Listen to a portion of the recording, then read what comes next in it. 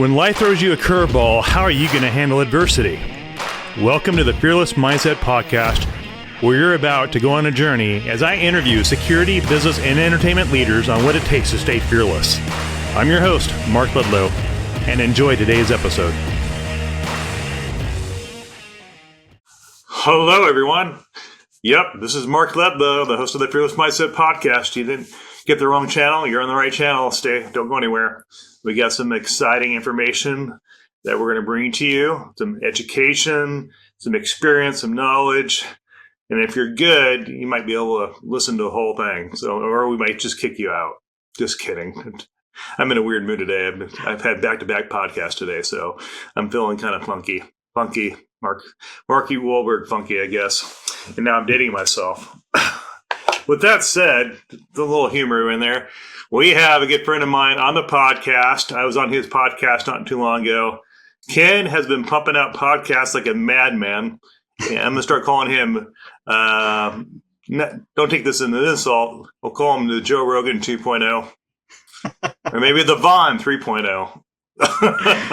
there you go. But I like that. Ken's been working hard out there, getting the name to do a little digital podcasting too. And congrats on your show. Congrats on your consulting business. And yeah, we got a lot to talk about on your background and what Ken's up to. And Ken and I met probably a couple of years ago at ATAP. He'd be at the booth that he was consulting for. I'd be over at my booth. We'd be hanging out, talking war stories and stuff. And he'd be all suited up, in his attire that he's wearing now, and just wait for somebody to come talk to him. In fact, we were all trying to wait for somebody to talk to us would give us some business. Otherwise, like, what is the ROI on this conference? Exactly. Good days. Yeah. So, how's Ken been doing in this crazy world we call security? Is it as a boutique person, you're a solo prop. So, what's your world like right now? Yeah, well, I'm doing great. I mean, it's one of those things, and you know this, Mark, that it's an interesting life we lead on the independent side. I call it a roller coaster, right? Because the way the work comes in, it's either you have more than you can handle, or it's crickets. I mean, that's the reality of it, right? And so you're always looking for that next opportunity, the engagements that happen, but ultimately it's about the relationships that you build. And that's why that's so key and critical, that you're always working on building relationships. Yep. And that the relationship and trust seeds germinate trust over time, which equates to a phone call. Hey, can you help me here? And that might be a 6 month to a year process, maybe a 15-year process. You never know. Yeah, absolutely. I think it's one of those things where you have to lead with trust before revenue. It's one of those things that takes time. The sales cycle, if you will, doesn't happen overnight. Sure. And as you said, and I think what's important about in the consultant space is making sure that you are trusted first. The client needs to trust you before they're going to follow up and actually provide you an opportunity to engage, especially with the types of work that we do, right? Just the nature of security, the nature of the challenges. Oftentimes these are things that are areas in which they need assistance. They're exposed, right? They're vulnerable. Yeah. They don't necessarily want to discuss those things with just anyone, right? Mm-hmm. Well, you have an interesting background. You were in loss prevention for Emporium for a while, and then did that in the Bay Area. And then you got hired at Costco. You worked at Costco for a while, loss prevention. Did you just like playing football there and just tackling robbers when they head out the exit door without showing the receipt at Costco? Or how did you become Superman over there? Yeah, well, it's an interesting story. Retail loss prevention, or just security, right? This is one of those things where security turned into a real job for me, is what happened. I was going to school. I was attending De Anza College in Cupertino, California.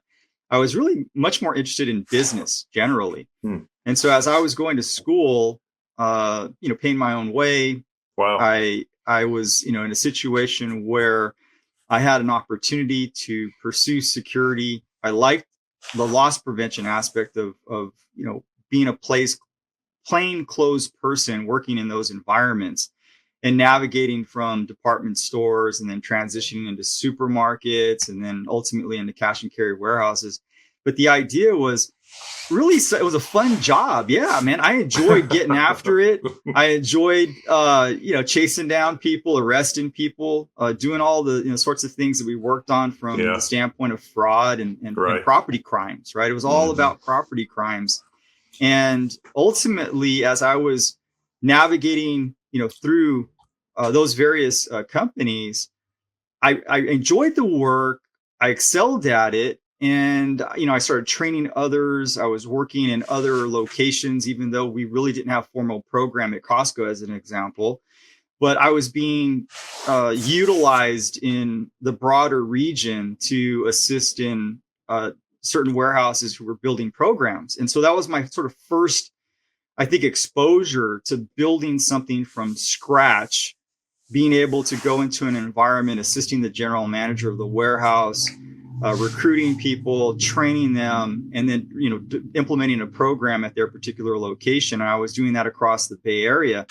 And while I was doing that, the interesting story, how I even navigate, is how do you go from a warehouse environment to Cisco Systems, right? How do you make that leap? Sure. Well, I didn't, at that time, Mark, it was one of those situations where I didn't know computer chips from potato chips, right? So I was working a fraud situation, a refund fraud situation, and the refund cashier happened to be married to the safety manager of Cisco Systems. Wow. And he was recently promoted to handle all of safety and security. She told him about me, and that's how I got the interview. That's literally how it happened. And went over there. And at first I was, why would you want to talk to someone like me with my background, especially in retail loss prevention? I didn't see how it really translated. But the issue was that they were having major property issues, property crime issues. Memory theft at that time was just unbelievable. And, the bad guys were finding that it was easier to, rip off memory, hijack, trailers full of it. And the consequences for those types of crimes, if they were caught, were nothing like they were relative to, if they were in narcotics or trying to, sell drugs and those sorts of things. So you had this organized element enter that space. And that's why there was such a priority for folks to be focused on property crime in Silicon Valley at the time. So that's how I got my break. That's how I got in there. And that from there, I was exposed to then security operations, security systems. I was fortunate. I was real lucky, Mark. When I look back, I was fortunate to go to a company that was in hyper growth. There was less than 5,000 people at Cisco. And I happened to win that lotto ticket at a place that was just, growing tremendously relative to headcount. And I was there early on. But there was a couple hard lessons learned when I first got there. And the first of which was I actually replaced an individual there who was a former detective, law enforcement, long time, vet. So I was I was nervous about going in there. I'm like, well, this guy literally got booted out of here. What did he do wrong? And he had a lot of experience relative to being a detective. But what I learned was that he was applying his law enforcement training and structure and framework and his role just as he was in the department. And he did not successfully culture. Make that culture. Yeah. It was too much of a shock, and was trying to develop a program in and around what he was doing at the police department. And unfortunately, it didn't go very well for him. And so that was sort of the first lesson learned for me going into that environment. And then, I was pretty fortunate in that there was people in and around me at other companies that were willing to assist me, and they were willing to provide guidance and, some mentorship. Right. And till today, some of those people I still speak to, Ty Richmond being probably the most important person and individual that I met back then. who was willing to sit down with me and introduce me to the things that it, at the time were really important in terms of developing, certain types of programs in the high tech sector. Yeah, like you said, mentorship, coaching, keeping those relationships, maintaining those relationships, you never burn a bridge. And you mastered how to do that. I think this younger generation, they just don't get it. They just blow bridges up as they go.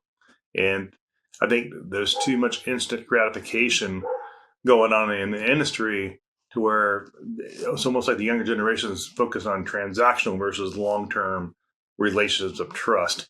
And you never know when those doors are going to open for opportunities. Like you said, you're doing an investigation at Costco and the customer happened to be married to somebody at Cisco, then the door open goes back to who you know in your network, opens those doors.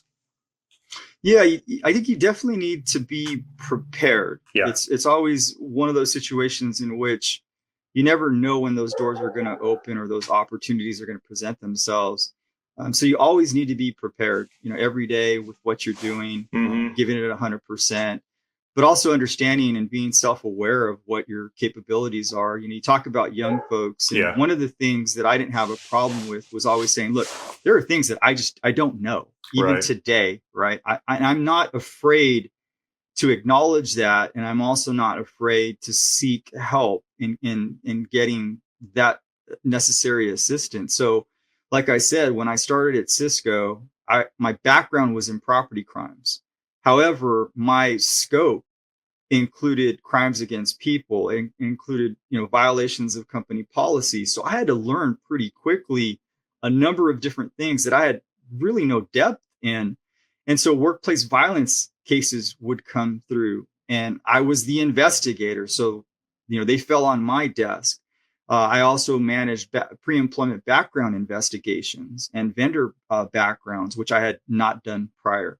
So I worked with our vendor to really understand the process and seek guidance and assistance so that I could, learn and educate myself as quickly as I could, and started collaborating with people that we needed to work with on a regular basis, whether that was human resources and legal and IT and all of these other functional areas that became so important to develop the program as quickly as we could. Now you're running your own company. Is it as easy as you thought it would be from going enterprise to being a sole prop? Probably massive differences. Yeah, I think I've over the years been involved in a number of different types of businesses, and it's never easy. I think people like to think that, hey, if I go into business for myself, I'm working for myself. The buck stops with me. I'm my own boss. I control my own destiny and all those things. And that's true that your wins are your wins, but your losses are also your losses. And so it's a very challenging time. You find out a lot about yourself. It's not for everyone. It certainly isn't. And it goes back to the old adage, if it was easy, everyone would be able to do it, or would be doing it. And it's such a challenge in a number of layers, because you have to understand so much more about business. It's not just being a subject matter expert, in a security functional area or areas. You need to understand sort of the bigger picture. You need to see things at 30,000 feet and understand, how to think about terms strategically. And the challenge is you're doing both. You're always wearing multiple hats, and you're not always going to have the opportunity to learn everything before you have to execute. So you have to understand that you're going to make some mistakes along the way, and you have to be okay with that. You've got to be able to embrace change, but most importantly, you've got to be able to overcome adversity, because that's the nature of it. Anyone in business that's successful understands that in order to be successful, you're going to have to get through the failures to get to the successes consistently, and just have more of them at the end of the day. I think you said a key thing. You don't have to be a subject matter expert, and when the clients are looking, when you're being referred by a friend of a friend, they instantly consider you a subject matter expert. That's why they're calling you. And I think the industry gets too hyped up in um, too much in background. They just want to know, can you do it? Can you take care of me? Can you solve my problems in as a consultant? And I think our industry, I think we title each other. We give each other a lot of accolades, which is good. But people outside of our industry, I don't think they really care. They just want to know that you care enough to take care of them. That's all they care about. They just want the job done. Yeah, absolutely. It's about providing solutions, right, Right. to their challenges, to their problems. I mean, you don't need to really explain all the nuances of how you accomplish that. It's really about, look, ultimately I'm looking for an outcome. Yeah. And I think people should focus in on that, especially, smaller boutique operations should really focus on the outcomes, especially when they're speaking to executives or senior leaders and they're engaging them on potential projects and business.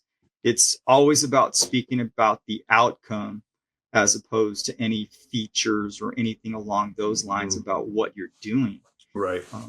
Ultimately, you're right. They don't care. It's how it's the situation is where how do I get from where I'm at today to where I want to be tomorrow or the next day or next month or next quarter.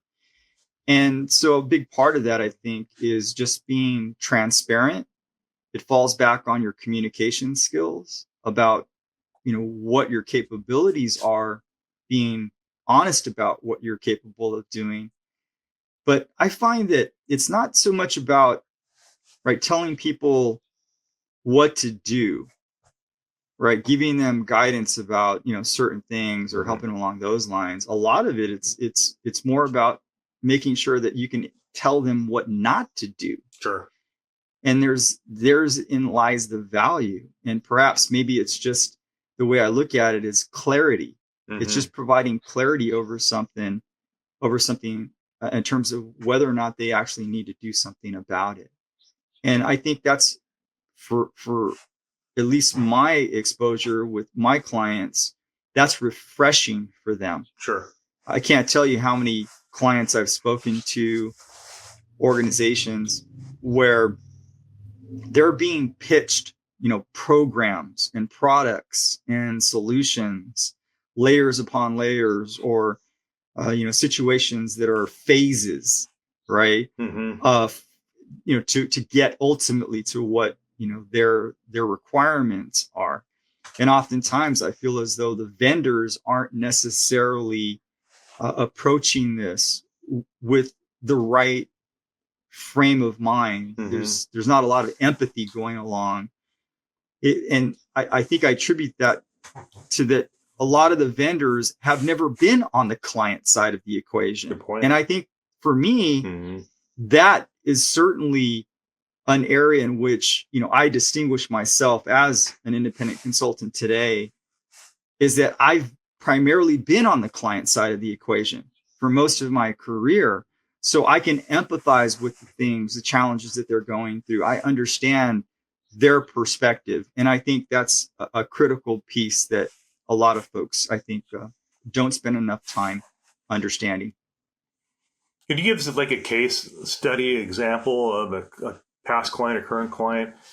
What type of problems they're having in today's climate and culture of risk? What are the big demands? What are the big calls you're getting for support for that they want, like risk assessments, threat assessments, cyber, AI stuff, crypto? What are the threats looking like now? Sure. Well, I think lately, and things are so dynamic, as you know, and oftentimes they're driven by a reaction to an event. So if we even just go back, to 2024 with, the assassination of the UHC executive, you saw just this massive uptick from the standpoint of an EP response. Fast forward, we had the Charlie Kirk issue of him being assassinated as well. And that sort of carried forward a lot of the attention still with EP. But today, the way I see things, or what types of requests we're getting, or what we see mostly of, are very typical assessment, right? Site assessment, site security types of assessments. I would say the nuance in that particular area would be, it's not just clients requesting an assessment of their facilities, Sure. but they're asking about their third-party vendors and going into their facilities and auditing their facilities and looking at their physical security, their surveillance, their operational controls, their emergency preparedness, and their security onboarding for employees, vendors, visitors, all of those things in terms of what they're concerned about from the businesses that they're engaged in. The other side of this is, from an executive standpoint, what we're seeing is they're much more concerned about what their digital footprint looks like. Interesting. This changed. Right? They're taking that into consideration. They're thinking about those things. Their concerns are there. They may or may not be utilizing services that are out there that help, protect the PII information, the personal identifying information. But they don't know necessarily that it's working. Right? They have a service in place. The service is indicating that they're deleting their digital footprint. So I'm being asked, Ken, what can you find out about me? It's almost like it's validation, really, Mark. It's right, validating some of the things that they've implemented and are interested in seeing, okay, we have done some things that we're concerned about, that we feel as though we've taken some steps. But can you validate these things for us, Ken? So in that regard, I've concentrated in this area of what I refer to as executive risk triage. And so it's fundamentally, Mark, it's really about whether or not they have a concern, a security concern, and whether or not they need to do something about it. So it could be something as simple as, look, I'm not so sure about what my digital footprint says or is out there, what's known, what's easily accessible. And we're sort of validating some of the things that they've already taken as initial steps, and then providing some best practices to them after performing this initial assessment. And also, what comes to mind too, the IRS has, what code is that for exemption status within the IRS? If they do an IRS audit, I forget the number for the IRS, but you can use something about IRS code 123 or 132 or something like that. I've heard. You're probably referring to how companies leverage that so that the EP resources can be instead of been written off, instead of being considered sort of a fringe benefit for the individual or taxed right as an individual. I think that space is interesting in the sense that you really need to prove that you've got threats, right? In terms of as an individual, that there are validated threats, there's validated exposure there. I'm not an attorney, certainly not a tax attorney, but I would certainly suggest that those individuals begin with their tax attorneys before they start taking advantage of those types of things. But certainly there are companies that specialize in that. They come in and they perform, because it's required to be a third-party audit, right? It's not something that you do internally. Exactly. You have to bring in a separate independent company, to perform that and validate whether or not that code applies, for that particular executive. But I'm seeing it in terms of, they're not so much concerned about that. I think primarily because my clients I'm not dealing with the huge enterprises that have resources in place already. They have security professionals there that are providing them guidance, right? We're working with the small to mid-sized businesses that don't necessarily have a resource in place. they understand that they're going to expend some resources for security. And I'm really working with them to make sure that, look, we understand that there's some things that you should do that are just best practices, industry standards, but we want to make sure that we provide proportionate responses from a security perspective, right? That the risk is evaluated properly and that we're providing proportionate guidance. We're not just saying, yeah, you need to immediately go to an EP team, residential security, right? All of these layers in place if you don't necessarily need that based upon your risk profile. So it always begins with the risk profile, Mark. How big a profile do they have, or do they have one? Yeah, and you got to work with reputable companies that will know what they're doing. Provide, that know what they're doing, but are going to provide something that's going to be proportionate to the actual risk. Yeah, so they wanted to kind of, I guess, clean that up a little bit. It'd be like company XYZ has an EP team there, and they have to do an audit to keep that maybe exemption. So they bring in a third party neutral that has nothing to do with that to do that audit with that firm to make sure that, that can be written up. But talk to your accountant or CPA about that. Yeah, definitely. I think it's one of those things where there's a lot of folks that will market that type of service. So I think you've got to be very cautious about that. There's quite a number of folks that I think market that type of service. It's not something that I particularly partake in. Again, I think it's one of those things where, when you ask for, specific examples of clients that we're working with, it's really more along the lines of perhaps there's been some sort of action that's taken place.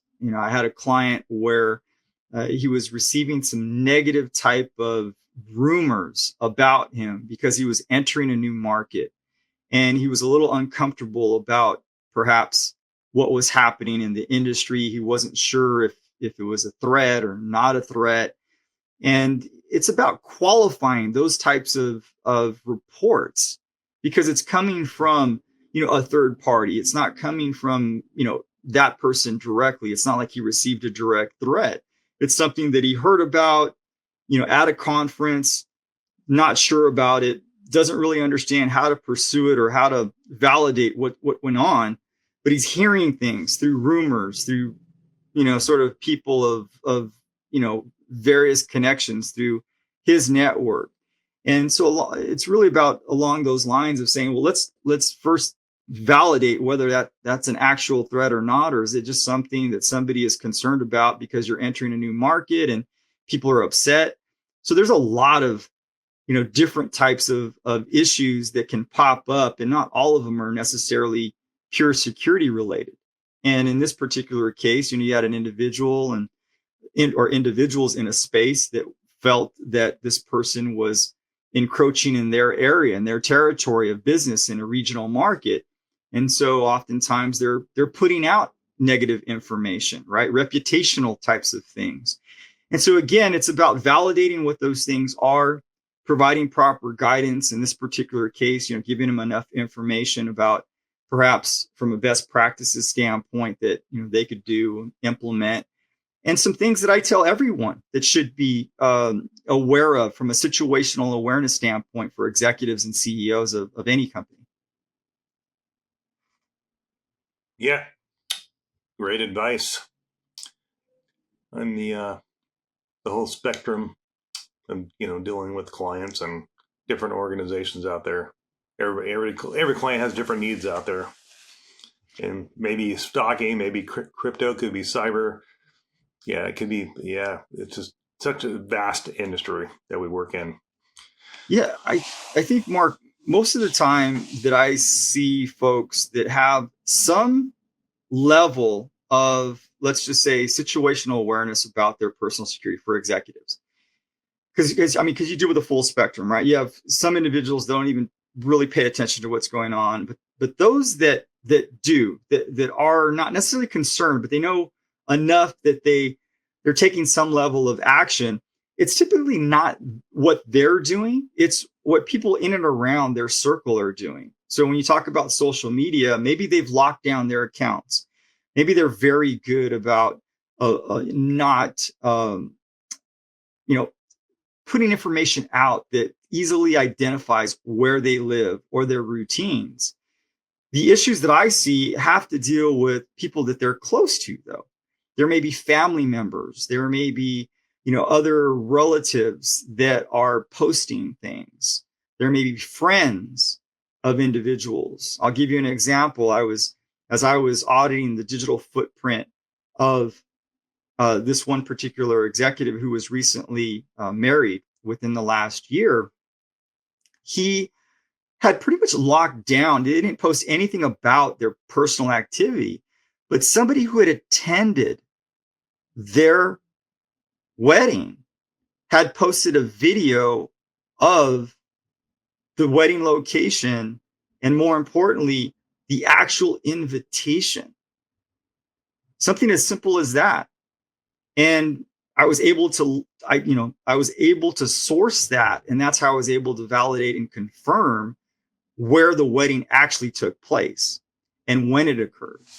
And now you've got, not only do you have that individual identified as, right, someone who's close to your principal, but I mean, who are you inviting to your wedding? You're inviting your family, friends, and closest people to you, closest business people to you, right?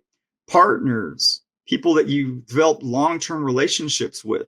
So now all of a sudden, I've identified one person that has a connection.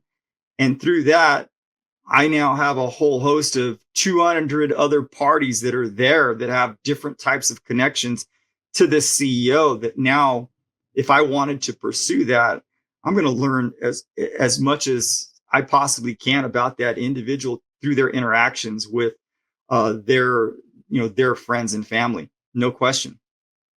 So how do what do you do to prevent that from happening, right? You can't lock down everyone. You can't, right? Right.